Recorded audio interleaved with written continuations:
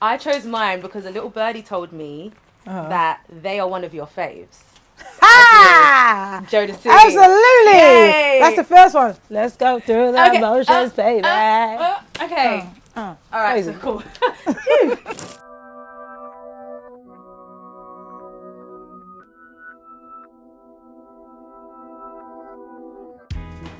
Wow. Hello.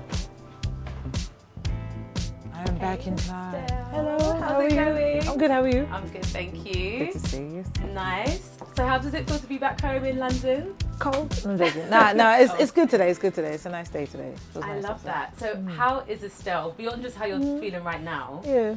Dropping music, well, doing all the things really, but how are you in this moment, in this season? I feel good. Yeah. Wonderful. Really joyful. Yeah. Yeah. I feel like there's a lot right now happening for you, as well as the new music. Anniversaries? Can we start there?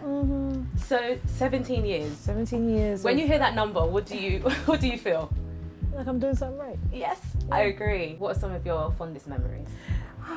Well, recording Shine, some of my fondest memories was being in the studio with Wyclef. That was a good time. Wyclef and Jerry Wonder are like my older brothers, and also they know music in a way that's like us. They travel the world. They've been here trillions of times, and they knew music in a way that was just like, all right. So me and Clef used to clash, and Clef is a guy. We used to sound clash in the studio. Like, you don't know this, you don't know this, and then that. you know I would lose by proxy if he had like Kenny Rogers and like soul and like icons and like country icons with dub plates. Can you imagine? And so I'd be like, yeah, I don't have a dub plate. I know this song. You know. I love that. So it'd be that kind of vibes. It's fun. Yeah. So I know that obviously it can take a long time for songs, well, when songs are recorded and then we're finally out in the world. Yeah. And in between that time, so much inner talk in the industry. So much. What were the responses when you recorded American Boy and everyone was listening to it? I don't remember like people having anything negative, especially from London. It was like they were just very excited that I was doing something that was felt and looked and was successful. Yeah. Right? Because I guess 18th Day had done his thing over here, but people were like, it should have done more. You know, it's always with us. It's like the community is very like with the like, let's keep going, like, and it's supportive in that way. And so I had a lot of groundswell support, a lot of people wishing it well. So they were just happy that I was doing, and it appeared to be doing well, and it was great, and it was. So over there, they was like, who is this? Where'd she come from with this sound? And what? You know? And I was just like, well, it's me.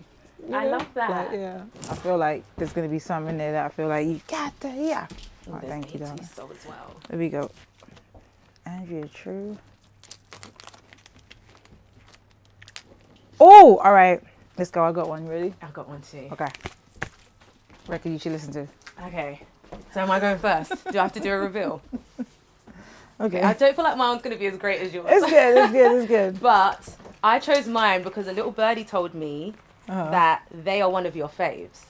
Ha! Jodeci. Absolutely! Yay! That's the first one. Let's go through the emotions, baby. Okay. All right, so cool.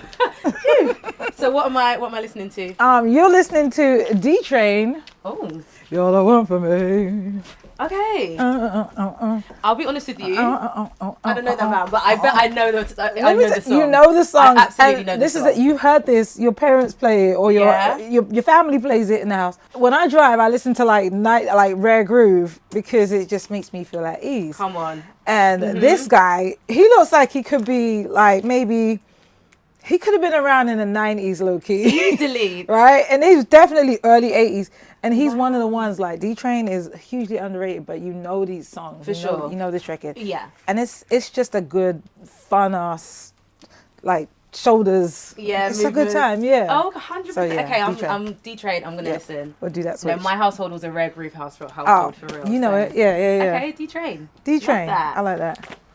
It makes me happy. The vinyl, I might go get it. I wanted to know about your relationship with John Legend, how that started. I mean, and to be fair, I can just be honest with you, you were like one of the first faces in my life anyway, and I feel like for our generation, Yeah. that we were like, oh my gosh, Estelle from London, like in America. You know, it can feel so far. Yeah. But you had done it, and you'd done it so authentically. So what was that journey like? How did you meet John? What was that? I've been going back and forth since like maybe 98, recording. Oh wow, okay. Myself and visiting and just seeing something else, essentially.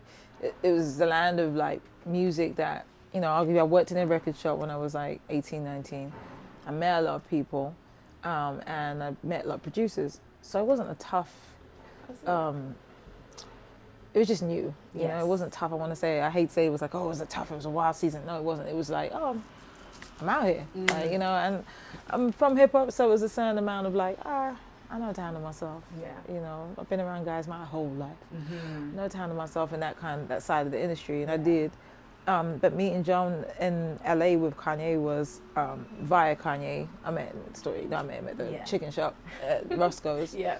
And he says, come studio, and I met John that way. But our relationship developed because I understood music. I wasn't out here just trying to be part of Little World. I was really trying to do my music.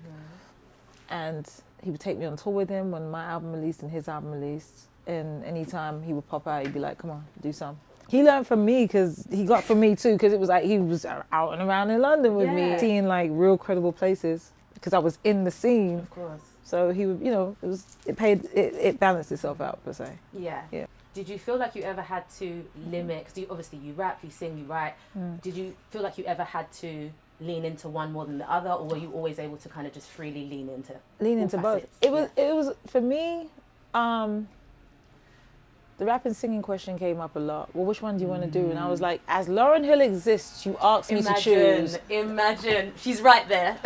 She's right there. Right there, both. But I think the idea was that that's the American thing to do. That's not what we do. Choose one. You can't have both. Wild. But it's a mentality thing, and I was very much like, for want of a better phrase, fuck your mentality. I'm gonna do what I want to do. That's it. I do what I want. I was, you know, and I think it's important to have that like headstrongness or that belief in yourself when you're young to know that, no, this is part of what I do, and I know there's going to be questions, but that's cute. You know, still I'm going to do what I want. Yeah, you know? for sure. And speaking about doing what you want, because I feel like when it comes to range, you have range. Like genre-wise, obviously skill set-wise. Yeah. Has that always been important to you to retain? Very important. Yeah. And it also reminds me of like where and how I started. From here we listen to everything. We're standing in this store and there's jazz here, there's soul here, there's reggae, there's dancehall there, there's calypso there, there's UK hip hop, which that's nowhere else in the world other than maybe Japan. You'll see it in a record shop. Jazz. We listen to everything, and it's on every station, everywhere you go. The UK, and so growing up like that, there's no version of me that's not always pulling from everything. Yeah, you know, everything in my head. Yeah, I love that. Yeah. So I used to love that they would like the thing I used to like about. When they released the albums and vinyl back in the day, the artwork was really good. It was all over everything. It was like, you know, like whatever on the walls. Not nowadays, but like it was so good. It was just fun. So you had to make your artwork really, really, like amazing. Here's one that I think that you'll enjoy. Yes. They're my favorite, and I feel like they do like top 10 artwork of any group of all time. Because somebody sat there and drew this, okay? No. And then they reprinted this in color. It's Earth, Wind and Fire. And this is what I think was a special edition. Super ahead of their time. And then look at the back. Jeez. Somebody drew this with their two hands. Incredible. And colored it in, okay? Colored it in, okay? Did the artwork, did the print, and made it onto vinyl. And I just think this is a lost art. I think it's just a thing. We need to bring it back, even if it's just for special prints and releases. It makes worth collecting, you know? Wow.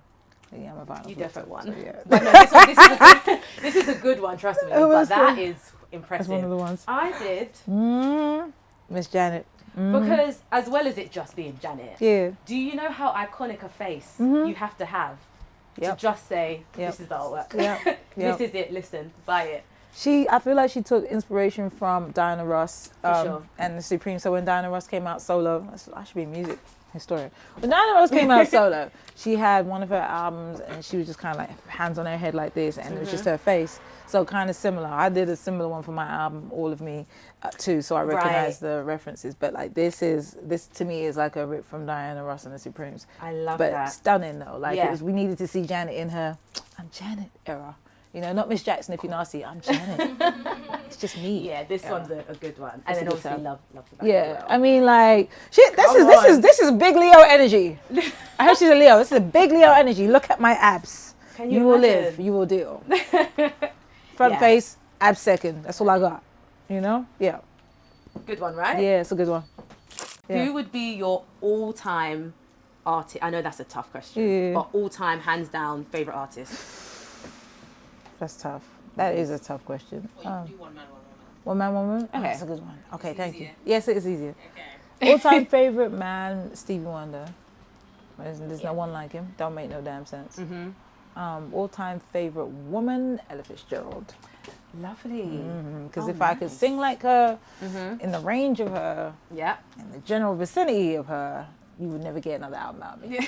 Yeah, that'll be it. Because I've done it. Yeah. I've done the thing. I'm good. I'm done. I'm out. Yeah, those are good picks. Yeah, those are good picks. yeah. Okay, nice. Deep jazz and some soul. Yeah, love that. Thank you. Okay, all those huge influences growing up. Huge. Ella Fitzgerald, because maybe I was 13. Went to my friend's house and her granny had a tape. And I just liked the tape cover. Yeah. So I looked at it and I was like, oh, I want to listen to this. And it felt like, again, I have a big affinity for piano music and jazz. The guy upstairs when I was growing up used to play piano, and I remember it being like a internal soundtrack. I love that. 4 o'clock every day. Bing, bing, bing, bing, bing, bing. And he's playing. It's like, oh, he's alive. Okay, good. Or she's alive. We don't know. We don't know who it was. We just heard piano. Okay, they were alive at 4 o'clock. So I love piano music and stuff like that. And I took the tape and I was like, can I borrow it? And I borrowed it forever. I might still have it. I don't know. That's so sweet. I borrowed it forever, and I listened to it on the way home from school on the bus. Like, I had my headphones, a little tape, my Walkman. And I just didn't understand how she was doing what she was doing with her voice. It didn't make any sense to me. Yeah. But she was a black woman, and she looked like she could be part of the family. And it's always that thing when you see it, you can believe you can do it, right? Absolutely. And it felt like that. So, new music out, new music coming. Yeah. How do you feel about it all? Happy as. Yeah. Happy as. No, happy, very joyful. I had, I started working on this music maybe 2018.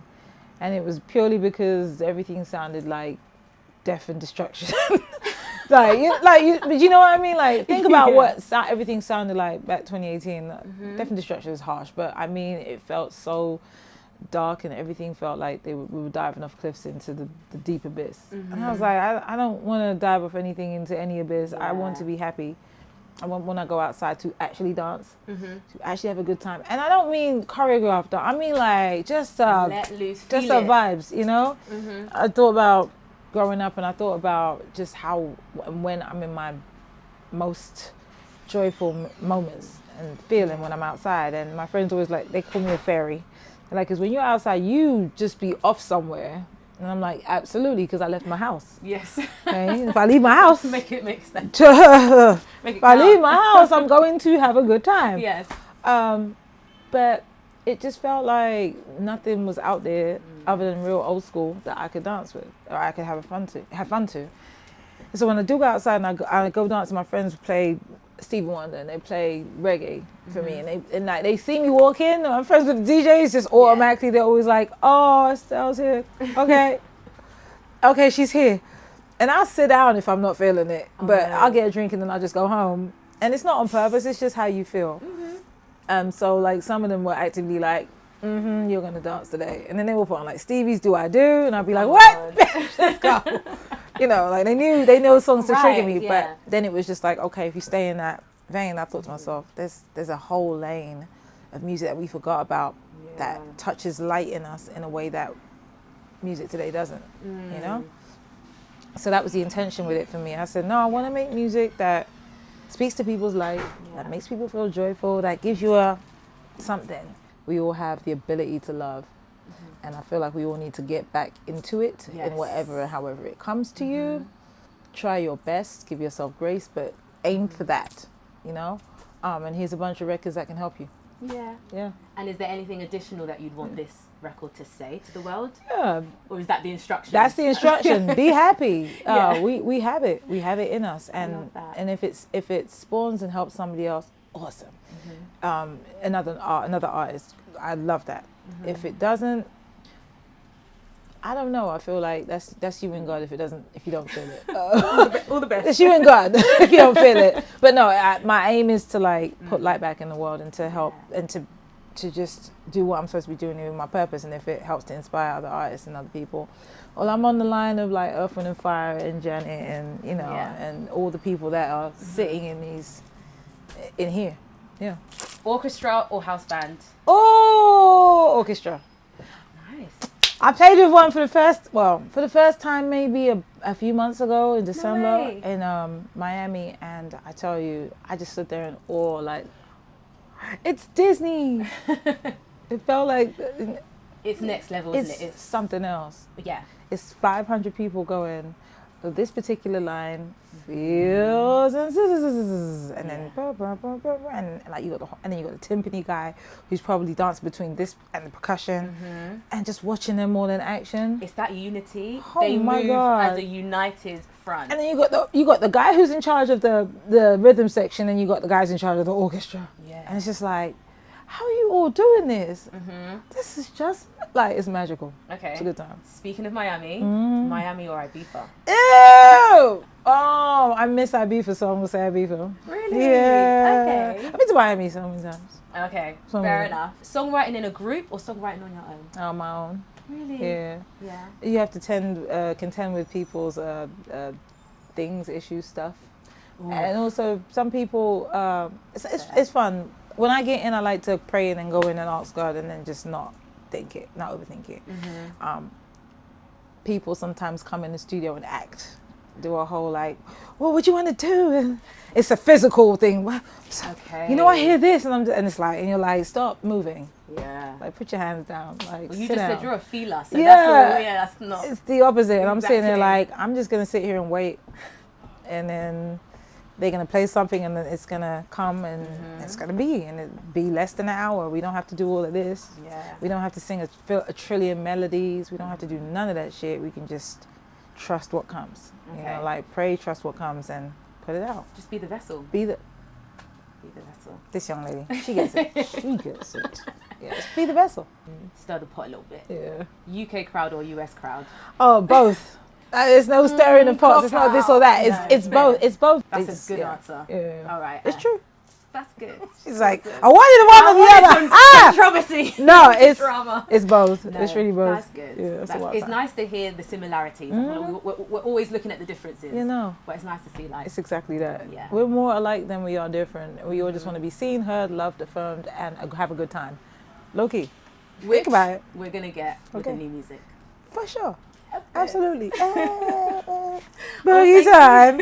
Thank you so much though for today. Thank you. Thank you for holding space for me. Of course. Looking through these incredible records. Yep. And listen, we're ready and we're waiting. We can't wait to hear the rest of what you've got in store. I'm so excited people to hear it. Make sure you get my album. It's out. Have a good time.